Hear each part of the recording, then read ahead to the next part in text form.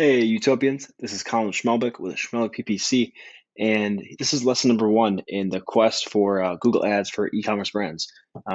Pretty much what this quest is going to be, it's going to be a little bit different than probably a lot of the other ones.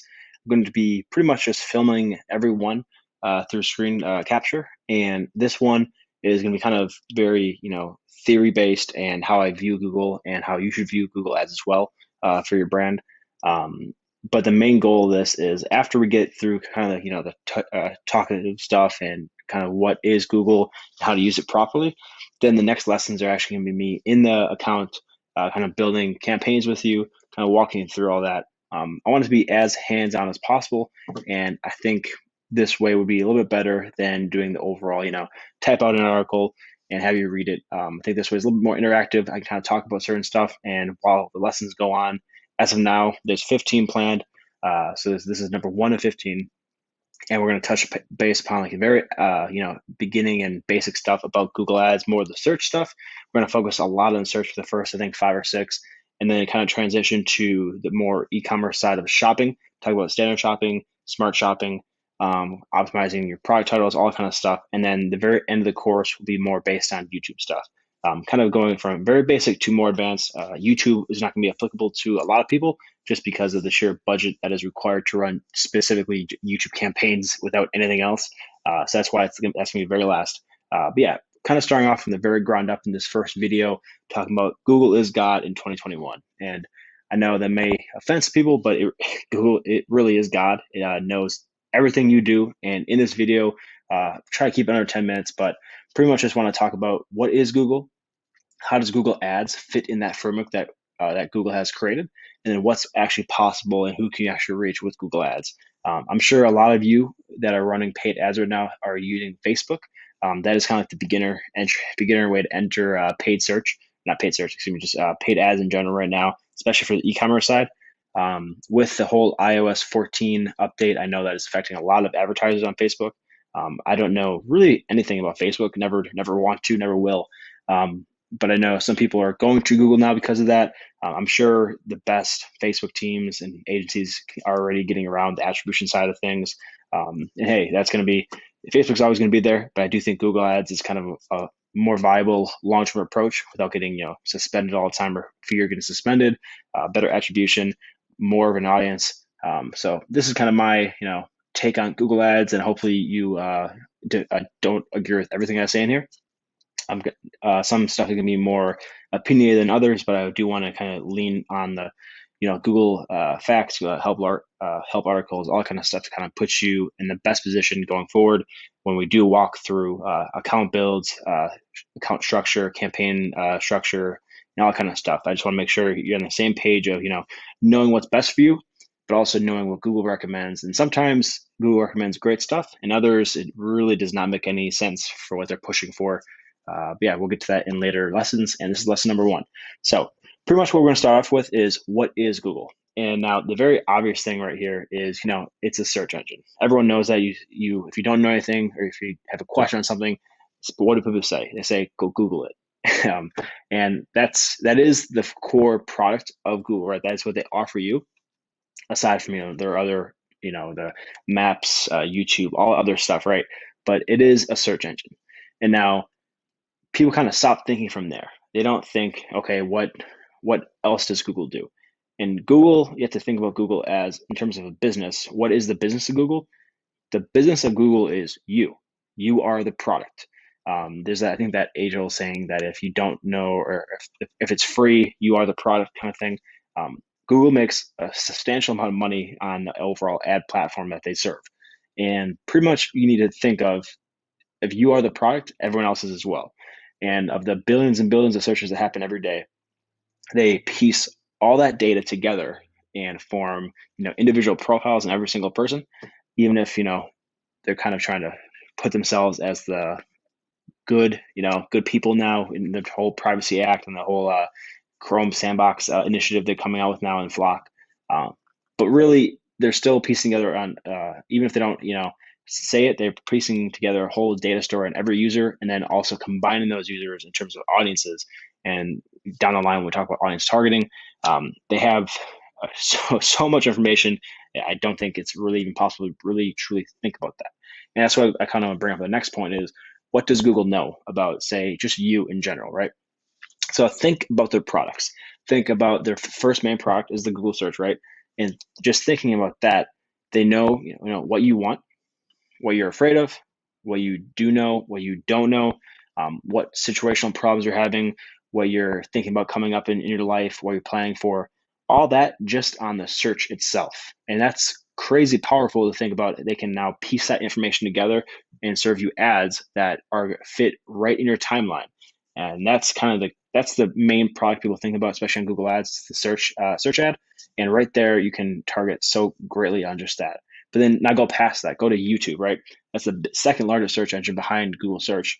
And, they know when you're kind of taking time off from work, when you're trying to learn something, what you love and hate, where you're commenting on, what you're loving, what you're liking, what notifications you want for certain people.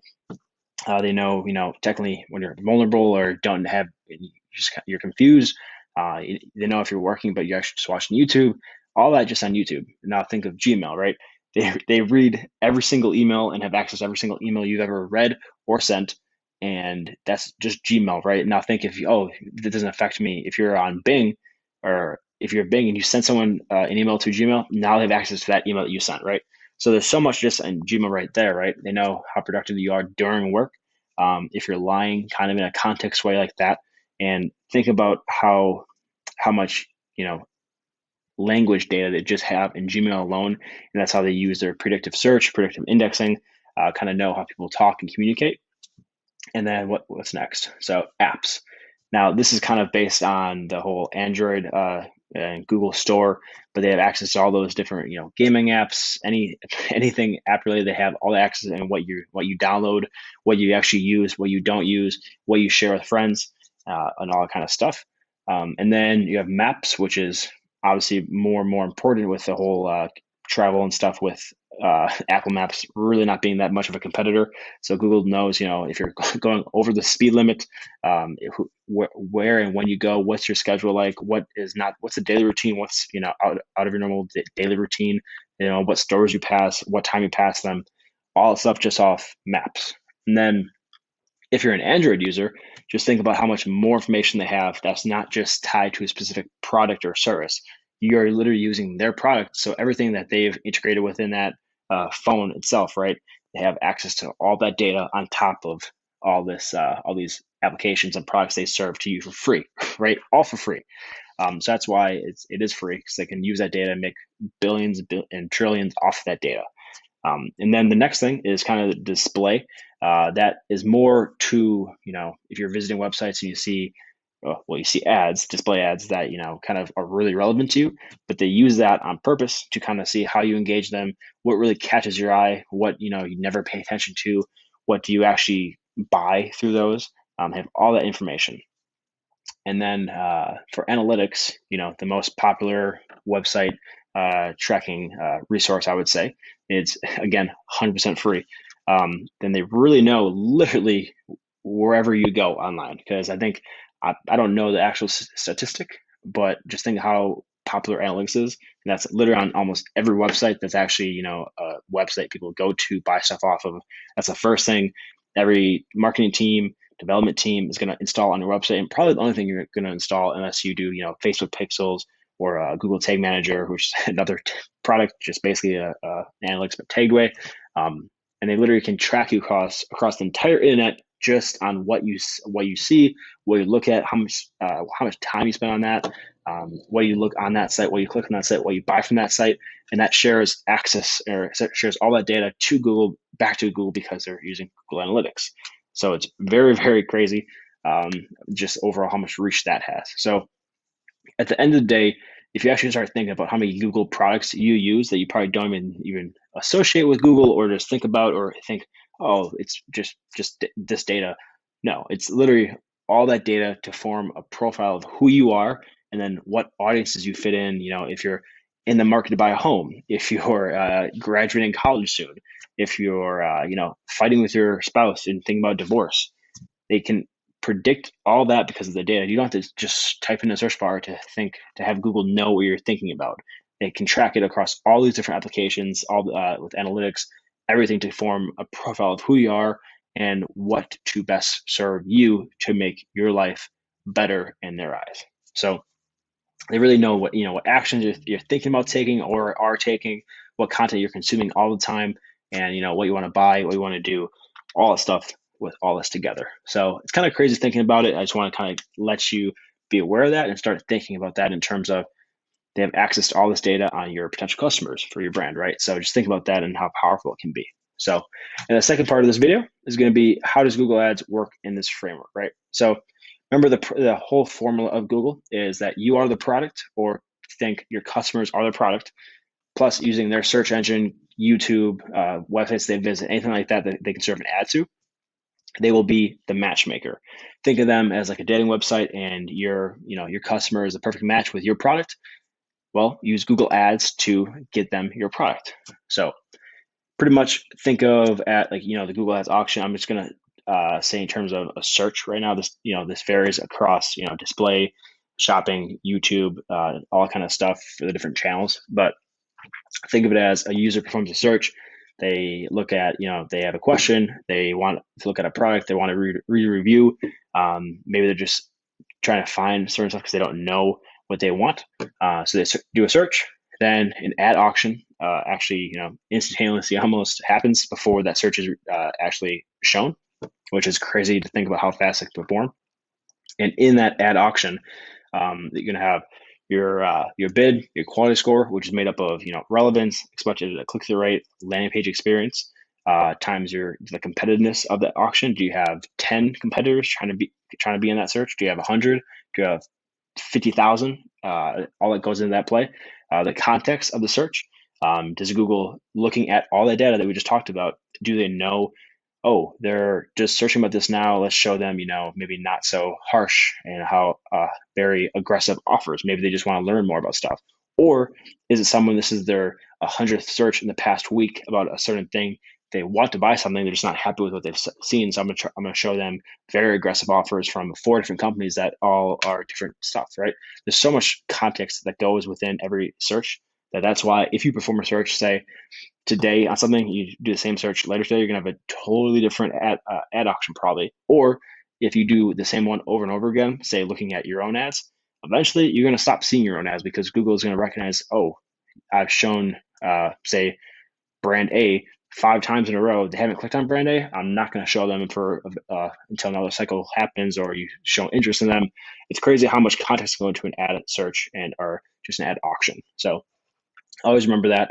And then also the estimated impact of an ad format based on, what kind of ads going to show, how many extensions you have, all kind of stuff. And that will all be formed together and give you an ad rank. And then whoever has the highest ad rank will show up number 1, 2, 3, and sometimes there's 4 in an ad, all before either the map pack or organic search results. And then you have also even more on the bottom behind organic. And that's all what happens within Google Ads and the Google framework. So that's that. And then number 3, what's possible with Google Ads? So I know you're probably interested or you're already running Google Ads for your company right now. So pretty much what it boils down to is reaching the right user at the right time to convert on whatever conversion action you want. So think of, buying a product, submitting a form for a service, signing up for a newsletter, downloading a lead magnet, etc. It can be anything you want, but think of Google Ads as reaching the right user at the right time to do whatever action you want them to do. It's not really interruption marketing like Facebook is. I mean, display and YouTube, it's kind of like that, depending on how you use targeting there and what way you target that audience. But you pretty much think of this as very inbound. People are searching for your stuff, and that's crazy to think about how much access to data you have from Google's perspective and saying, hey, Google, I sell this product. Show me people who want my product already. And that's literally what you're using Google Ads. And that's why it's so effective and so long-term viable for companies to actually use and scale with that. So that's that. And then lastly, just the overall channels of Google. So you have search, you have display, which actually I think just crossed over that 3 million websites that show Google display ads. And which is, I think that's just about 90% of the internet. That's what they say I think it might even be more now. I don't think they're going to show off how truly monopoly-ish they really are when everyone's concerned about privacy in 2021. But that's how many people, that's how many websites you can reach on display. YouTube, which is the second largest search engine, and honestly, probably with overall, the Cove and everything like that. Just think of how much time people spend on YouTube. Think how much time you spend on YouTube on your phone. It's crazy that way. Shopping. Now, Google last year started implementing zero fee shopping. They to try and compete with Amazon. And then actually 2 weeks ago, in end of May, or last week, end of May, they announced a partnership with Shopify. It's going to be like their main approach to using Shopify and Google together. Again, another dig at Amazon, trying to really take out the giant of Amazon. I think one day, I don't think they're going to get the same size of what Amazon can do, but they are trying to make it as easy and viable of a shopping experience across all their platforms to search your product, see it, pay for it without even entering your credit card information, all kind of stuff that's associated with your user profile. Then you have applications, which can show ads on apps, mobile apps, anything like that. You have there's a Discover feed, which is if you have a mobile phone and you have the Google app, kind of you scroll through articles that are related to what you like, what you search for, and then through those articles you have ads that look exactly like an article, and you show them there. That's a discovery campaign, as well as Gmail. Now you see more Gmail sponsored promotions in there. Again, that's also through a discovery campaign. So those are all the different channels of Google. And it's kind of crazy how granular or wide-reaching you can really become using Google Ads. The overall strategy of your campaigns will vary very much so on what you sell and how much money you do have to use Google Ad spend. If for an e-commerce brand, kind of getting a little ahead of myself here, but if you only have a certain amount, couple K, I would definitely put most of your ad spend in shopping, since that's going to be a very viable scaling option for you. And then probably the next thing would be search, just because very inbound, people are searching for your products. Show them ad at the right time so they convert, right? And I'll discuss more about that in the next one. Looking at my notes, the next lesson is going to be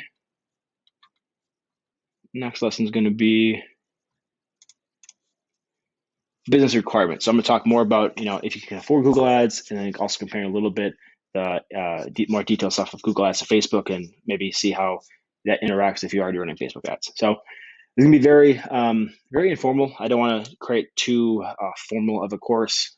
Kind of just talking about stuff, and eventually it looks like in lesson number 3 and 4, actually get into the Google Ads dashboard itself, and I'll kind of do the same thing, but actually showing you how I use certain things, how you can use that as well. And yeah, we'll have 15 of these things. Hopefully you guys enjoy this video. I know it's a little bit longer than normal. I'll try to keep everyone under 10 minutes, but this is more theory-based. And I just really want to show you how powerful Google is in 2021 and how powerful using Google Ads can be if used correctly, and how profitable you can be. So have a great day, everyone. See you lesson number 2. Utopia, live on.